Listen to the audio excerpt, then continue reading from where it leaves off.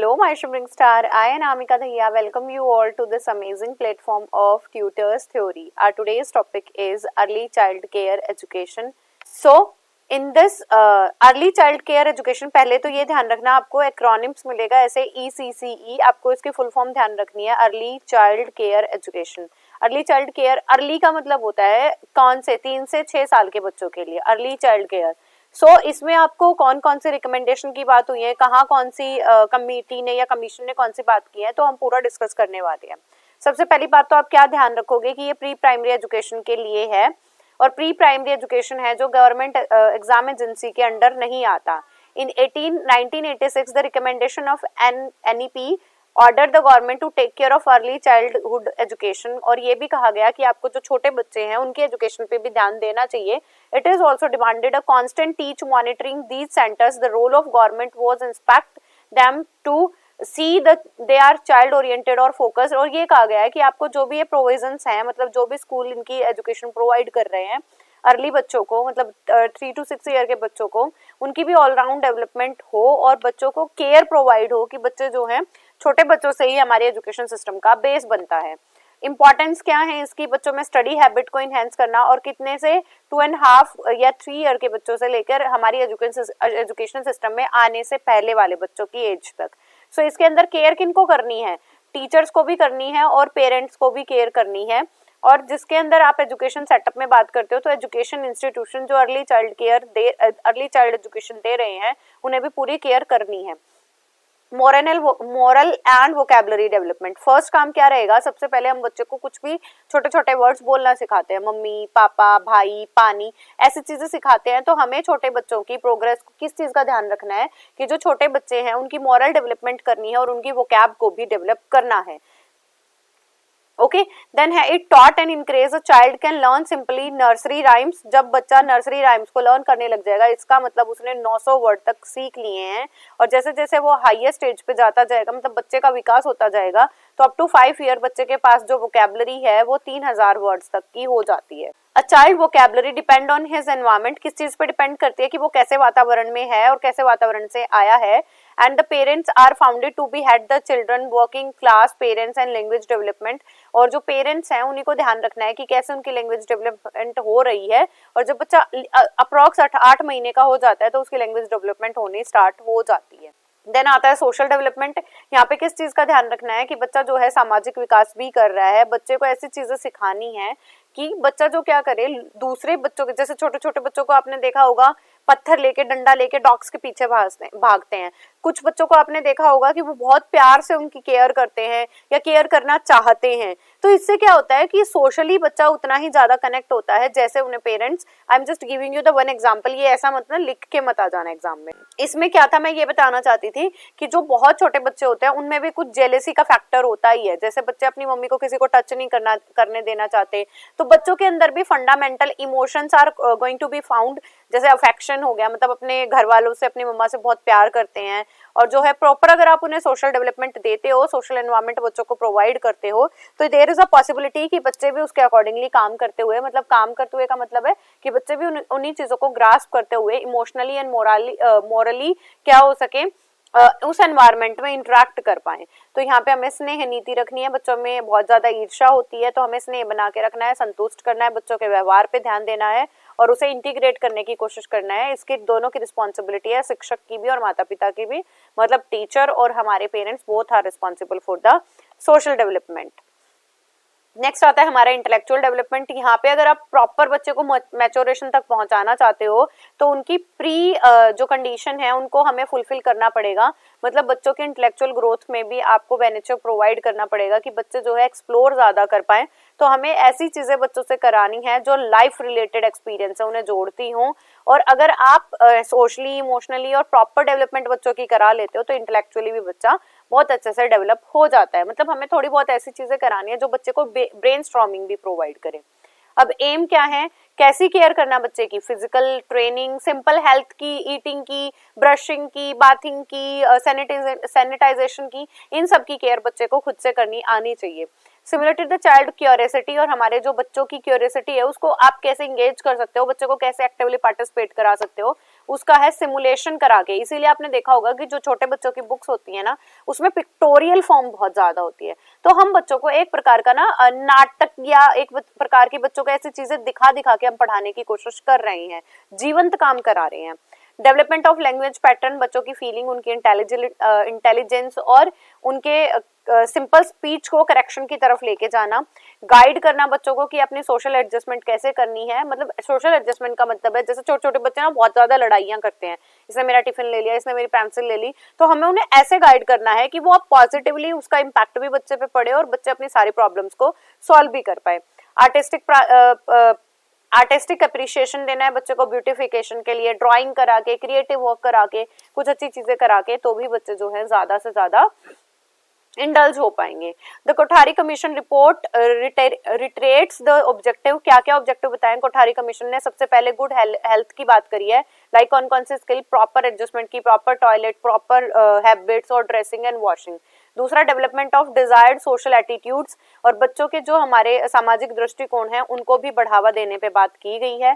Provision of ample opportunity, उन्हें number of opportunity provide करनी है कि बच्चे एक्सप्लोर करें। जैसे कोई चीज छुपा दो या आपने पजल्स दे दिया बच्चे को, तो उन पे एक्सप्लोर कर रहे हैं, इन्वेस्टिगेट कर रहे हैं और एक्सपेरिमेंट परफॉर्म कर रहे हैं। देन इसके बाद आता है curriculum for the pre primary education और ईसीसी। हमारा जो पाठ्यक्रम है वो कैसे होना चाहिए? 3 से 6 साल के जो बच्चों का है ऐसा करिकुलम हो जिसके अंदर बच्चे अपनी मस्कुलर पावर यूज कर रहे हो। सेंसेस सबसे ज्यादा, बेटा इतना पैराग्राफ पढ़ने की बिल्कुल जरूरत नहीं है, मैं जो लिख रही हूँ इसे आप अपनी नोटबुक में नोट्स बना रहे हो तब लिख सकते हो। तो हमें क्या क्या करना है? मस्कुलर कोऑर्डिनेशन सिखाना है, जैसे बच्चे को कोई चीज उठाने को बोल दो, जंप करने को बोल दो, ठीक है। सेंसरी डेवलपमेंट करवानी है बच्चे की, हैबिट्स डेवलप करानी है बच्चे की, और हमें क्या क्या करना है? स्किल्स डेवलप करा सकते हो कि आप कोई भी छोटी सी स्किल, पेन पेंसिल पकड़ने की स्किल है, ऑब्जर्वेशन की स्किल है कि बेटा पहले मुझे ऑब्जर्व करोगे, आप आफ्टर दैट आप उन्हें रिपीट करोगे। तो किंडरगार्टन के बच्चों को हमें 3 चीजों पे जरूर ध्यान देना है, रीडिंग, राइटिंग एंड अर्थमेटिक पे। कौन सा? रीड करना सिखाएं उसे, राइट करना सिखाएं और छोटी मोटी जो भी हमारे सम्स हैं +2 +3 ऐसे करने सिखा दें। कहा गया है कि 3 से 6 साल के बच्चों को आपको सेंसरी मतलब संवेदी विकास करवाना है, मस्कुलर चीजें करवानी है, हैबिचुअल फॉर्मेशन आदतों का निर्माण करना है। और अगर 3 से 6 साल के बच्चों की बात करूं तो सबसे बेस्ट मेथड जो है वो मॉन्टेसरी एंड हमारा किंडरगार्टन मेथड है। अगर आपको इनकी ज्यादा एक्सप्लेनेशन चाहिए तो आप फिलोसफी की प्लेलिस्ट में चेक कर सकते हो, मैंने वहां पे ये दोनों मेथड अपलोड कर रखे हैं। So a number of committees and commissions have put forth suggestion in the regard, for instance about the word suggested. हमें क्या क्या चीजें करानी है? शारीरिक व्यायाम, physical exercises, singing and dancing, इसलिए छोटे बच्चों को बहुत गाने वगैरह, राइम्स वगैरह के थ्रू पढ़ाया जाता है। ड्राइंग कराना, मेकिंग थिंग, छोटी छोटी चीजें जैसे पजल्स होते हैं उन्हें जोड़ जोड़ के बच्चे नई नई चीजें कराते हैं। So the Committee on Child Care appointed by Central Social Welfare Board recommended similar programs of activities. All these activate the group. अब किन किन चीजों पे बात की थी जो ये हमारी ईसीसी बनी है? हेल्थ पे हमें पर्सनल हाइजीन पे ध्यान रखना है कि कॉम्बिंग करानी, रोज नहा के आना है, ब्रशिंग करनी, हैंड वॉश करने, एथलेटिक कराना है, रनिंग, जंपिंग, स्किपिंग, कुछ गेम्स सिखाने हैं, इंडोर आउटडोर, सेंसरी ट्रेनिंग करानी है।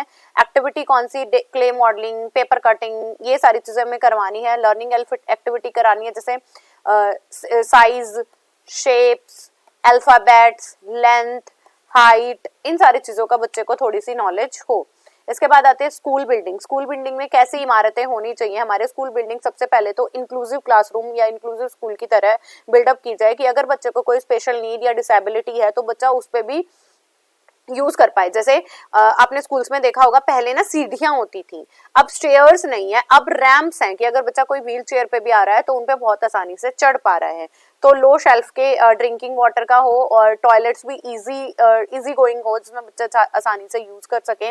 वेल प्लान्ड बिल्डिंग हो, वेंटिलेशन अच्छा हो, एडिक्वेट अमाउंट ऑफ बेंचेस हो, वेंटिलेशन अच्छे से हो रहा है, विजिबिलिटी बहुत अच्छे से है, चौक बोर्ड पे बच्चों को लिखा हुआ दिखाई दे रहा है और नॉइज फ्री एनवायरनमेंट में हमारा स्कूल होना चाहिए।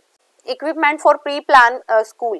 प्राइमरी स्कूल के लिए आपको, प्री प्राइमरी स्कूल के लिए आपको क्या करना है? ऐसे इक्विपमेंट्स यूज करने हैं जो हमारे करिकुलम को इंट्रोड्यूस करने के साथ साथ हमारे करिकुलम की टीचिंग एंड लर्निंग को इफेक्टिव बनाने में हेल्प करे। For health and physical activity there must be, कैसे कैसी चीजें होनी चाहिए? Rope, swing, merry go, indoor. इसके बाद सेंसरी ट्रेनिंग के लिए हमारे ये थे बेटा rope swing, merry go, indoor games, manipulative toys. Sensory training के लिए हमारे पास मॉन्टेसरी एंड किंडरगार्टन मेथड होना चाहिए। आर्टिस्टिक के लिए आप पेपर पेंटिंग करा सकते हो, डांस करा सकते हो। तो आपको कौन कौन सी हेडिंग डालनी है?